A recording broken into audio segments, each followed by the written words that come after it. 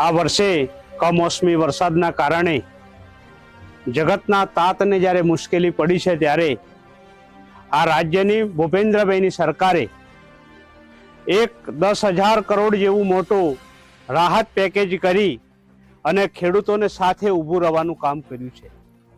આમ તો ભગવાન પછીનો બીજો વિધાતા એ આ દેશનો ખેડૂત છે।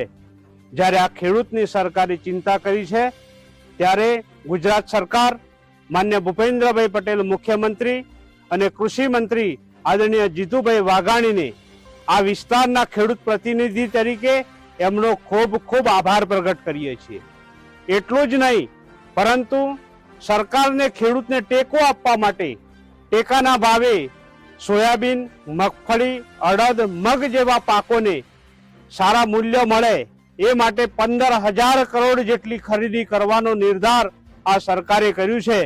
ત્યારે આ તબક્કે પણ સરકારનો આભાર પ્રગટ કરીએ છીએ। વર્ષો પછી આવું ઐતિહાસિક પેકેજ જાહેર કરી અને ખેડૂતને બેઠો કરવાનું કામ કર્યું છે ત્યારે આ ખેડૂતો, આ તાલુકાના ખેડૂતો ખૂબ ખુશ છે। અને આપણો ભારત દેશ કૃષિ પ્રધાન દેશ છે ત્યારે માન્ય મોદી સાહેબના વિઝન મુજબ આ ખેડૂતને મજબૂત કરી અને ખેડૂત મજબૂત હશે તો ભારત દેશ મજબૂત થશે એ દિશામાં કામ કરી અને ખેડૂતોને 125 મણ જેવી મગફળી ખરીદી એક ખેડૂત દીઠ અને ખેડૂતને પૂરતું વળતર મળે અને ખેડૂતને બેઠો કરવાનું કામ આ સંવેદનશીલ સરકાર, ખેડૂતલક્ષી સરકારે કામ કર્યું છે।